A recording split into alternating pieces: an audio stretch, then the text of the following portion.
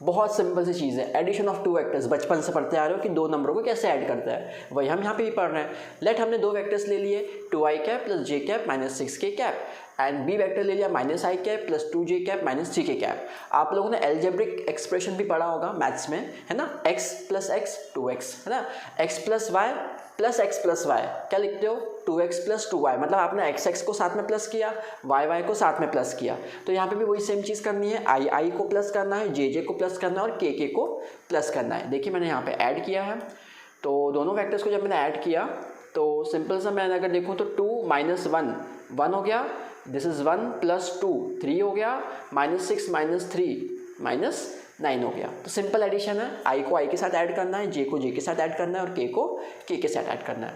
Subtraction भी बिल्कुल same है, अगर मुझे उन्हीं दो वेक्टर्स का सब्ट्रैक्शन करना होता तो मैं i को i के साथ सब्ट्रैक्ट करूँगा, j को j के साथ सब्ट्रैक्ट करूँगा, k को k के साथ सब्ट्रैक्ट करूँगा और ये हमारा आ जाएगा आंसर। आप लिख के देखिएगा, आपको समझ में आ जाएगा। नेक्स्ट हम बात करते हैं multiplication of scalar number on a vector. देखते हैं इसमें क्या होता है। अब जैसे हमारे पास में कोई भी वेक्टर है, वेक्टर ए में अगर मुझे 3 का मल्टीप्लाई करना है, किसी भी स्केलर नंबर का मल्टीप्लाई करना है, तो मैं क्या करूँगा, 3 का जब मैं इसे मल्टीप्लाई करूँगा तो जो 3 है वो इन तीनों में मल्टीप्लाई हो जाएगा। That is 3 2 6, 3 1 3, 3 6 18। बच्चे वाले रूल्स हैं, राइट। बस टर्म क्या हो गई, वेक्टर्स, है ना, सिर्फ डराने के लिए होता है। नेक्स्ट अगर हम आगे की बात करते हैं, अब हम आगे बढ़ते हैं यूनिफॉर्म सर्कुलर मोशन। तो what is uniform circular motion. अब कोई गाड़ी है, गोल गोल घूम रही है, ठीक है, तो वो जो गाड़ी है जो सर्कुलर मूव कर रही है, तो उसमें एक चीज़ इंपॉर्टेंट ध्यान रखिएगा कि वेलोसिटी कांस्टेंट है, उसकी जो वेलोसिटी जिस वेलोसिटी से मूव कर रहा है वो कांस्टेंट है, इसलिए हम बोलते हैं उसे यूनिफॉर्म सर्कुलर मोशन, क्योंकि वो गोल गोल घूम रही है, मतलब उसका हर पॉइंट पे डायरेक्शन क्या हो रहा है, चेंज हो रहा है, ठीक है। तो this is called uniform circular motion. पढ़ लेते हैं एक बार क्या है। In uniform circular motion the speed of body remains the same but the direction of the motion changes at every point. Next हम देखते हैं, ये देखिए इसको हम डिनोट करते हैं कुछ इस तरीके से। ये फिगर डिनोट कर रहा है हम लोगों का कि ये जो P0 है ये हमारा स्टार्टिंग पोजीशन है, ये उसके बाद A पे गया फिर B पे गया। मान लो A से B जाने में उसने कितना डिस्प्लेसमेंट कवर किया, डेल्टा S, ठीक है, ये हमारा आर्क हो गया। R हमारा रेडियस है, वो through out the circular motion same रहेगा। और ये जो एंगल है ये कहलाता है एंगुलर डिस्प्लेसमेंट। अभी हम ये सब चीज़ें पढ़ेंगे कि एंगुलर डिस्प्लेसमेंट क्या होती है, एंगुलर वेलोसिटी क्या होती है ना। तो अब हम इनके बारे में पढ़ते हैं।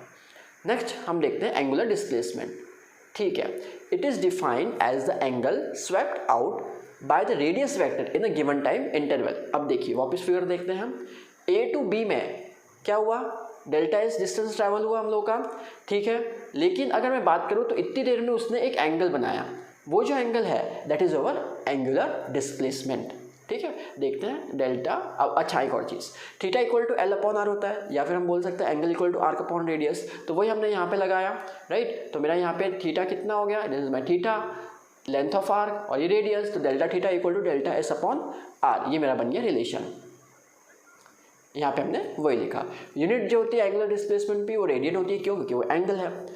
अब बात करते हैं एंगुलर वेलोसिटी की, ठीक है। अब हमने एंगुलर डिस्प्लेसमेंट निकाल लिया, तो the rate of change of angular displacement is called angular velocity. वही डेफिनेशन जो हमने नॉर्मल वेलोसिटी में पढ़ी थी। What is normal velocity, the rate of change of displacement. Angular velocity क्या हो गया, the rate of change of angular displacement, है ना, टर्म्स वही है, बस थोड़ा सा एंगुलर लग गया उसके अंदर। नेक्स्ट यूनिट होती है रेडियन पर सेकेंड। वेलोसिटी की क्या होती है, मीटर पर सेकेंड। यहाँ पे क्या आ गया एंगल, इसलिए हमने लिखा एंगल पर सेकेंड, और एंगल की यूनिट क्या होती है, रेडियन, रेडियन पर सेकेंड। तो समझते हैं इसे थोड़ा सा और। अगर डेल्टा थीटा हमारी एंगुलर वेलोसिटी है डेल्टा टाइम टी में, तो ओमेगा से हम डिनोट करते हैं हमारी एंगुलर वेलोसिटी को। तो ओमेगा इज इक्वल टू हो गया हमारा delta theta by delta T. इसे हम और क्या लिख सकते हैं, D theta by D T. Next हम बात करते हैं टाइम पीरियड। तो टाइम पीरियड मतलब ये हो गया कि फॉर एग्जांपल मैं एक जगह पे खड़ा हूँ, गोल घूम के वापस उसी जगह पे आया, तो मुझे कितना टाइम लगा, that is my time period. Time taken by a particle to complete one revolution along its circular path. Unit क्या होती है, सेकेंड। फ्रीक्वेंसी की अगर हम बात करें, number of revolution completed per unit time, ठीक है। फॉर एग्जाम्पल एक सेकेंड में कोई भी ऐसी चीज़ हो सकती है जो एक सेकेंड में 10 चक्कर लगा सकती है, ठीक है। तो वो जो चीज़ हो गई, या पढ़ेंगे साइक्लोट्रॉन होता है, बहुत सारी चीज़ें ऐसी होती है जिसमें बहुत फास्ट मोशन होता है, ठीक है। तो number of revolutions completed per unit time is called frequency. Frequency को हम डिनोट करते हैं न्यू से, and nu is equal to 1/t। Clear. Next हम बात करते हैं अपने अगले टॉपिक की, that is relation between omega, nu and T. फिर से देखते हैं, टी क्या था, टाइम पीरियड, न्यू क्या है हमारी फ्रीक्वेंसी, और ओमेगा क्या है, एंगुलर वेलोसिटी। चलिए अब देखते हैं क्या होता है। अगर मैं कंप्लीट 1 रिवोल्यूशन की बात करूं, तो जब मैं पूरा एक सर्कल को बनाऊंगा, राइट, तो एंगल कितना होगा, 360 डिग्री होगा। उस 360 डिग्री को अगर मैं रेडियन में कन्वर्ट करता हूं, तो वो मेरा एंगल कितना हो गया, 2 रेडियन। तो हमारा जो एंगुलर डिस्प्लेसमेंट है दैट इज डेल्टा थीटा, वो कितना हो गया, 2 टाइम कितना ले लिया हम लोगों ने, t। आते हैं हम आगे। अब एंगुलर वेलोसिटी की अगर मैं बात करूं, तो वो होता है angular displacement upon time. Angular velocity को हमने डिनोट कर दिया किससे, ओमेगा से। ये हमारा theta is angular displacement, T is our time. Theta हमारा कितना है, 2 क्योंकि वो पूरा सर्कल जो है उसका रेडियन कितना है, 2 रेडियन है।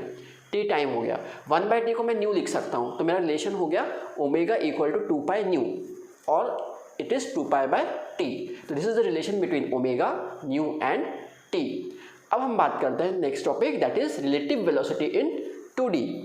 अब व्हाट इज रिलेटिव वेलोसिटी, देखिए दो ऑब्जेक्ट्स हैं, वो मोशन में है, दोनों ही मोशन में है, इधर भी जा रहा है, इधर भी जा रहा है।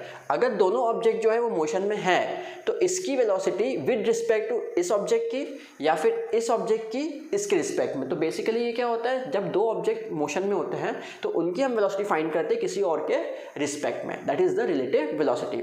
इसका एक बहुत अच्छा सा एग्जाम्पल समझाता हूँ। आप लोग कभी ट्रेन में बैठे हैं, साइड में एक और ट्रेन है, दोनों सेम डायरेक्शन में जा रही हैं और दोनों की स्पीड सेम है, तो आपको लगेगा कि सामने वाली ट्रेन रुकी है और सामने वाले को लगेगा कि आपकी ट्रेन रुकी है, बट एक्चुअली वो चल रही है। जब तक आप नीचे ज़मीन पे नहीं देखोगे तब तक आपको समझ में नहीं आएगा कि वो रुकी हुई नहीं है, बल्कि मोशन में है। तो that is the example of relative velocity, ठीक है। अब जैसे एग्जाम डेफिनेशन की फॉर्म में देखें, तो the relative velocity of an object A with respect to object B when both are in motion is the rate of change of position of object A with respect to object B. ये जो definition है ये आपको exam में लिखनी पड़ती है, right, but समझने के लिए आई थिंक कंसेप्ट समझ में आ गया होगा कि रिलेटिव वेलोसिटी क्या होती है। अब मान लीजिए दो ऑब्जेक्ट्स हैं ए एंड बी, उनकी वेलोसिटीज ले लेते हैं v a and v b. तो relative velocity of object A with respect to object b अगर मैं देखूं, तो उसे हम लिखेंगे v a b and it is equal to v a minus v b. And relative velocity of object b with respect to object a की बात करें तो वी बी ए होता है and it is equal to V B minus V A. Numerical section जो रहेगा उसमें हम इनकी न्यूमेरिकल्स बिल्कुल देखेंगे, आप प्लीज़ उसको ज़रूर विजिट करें, और न्यूमेरिकल्स की सबसे ज़्यादा ज़रूरत होगी इसमें। ये टॉपिक बस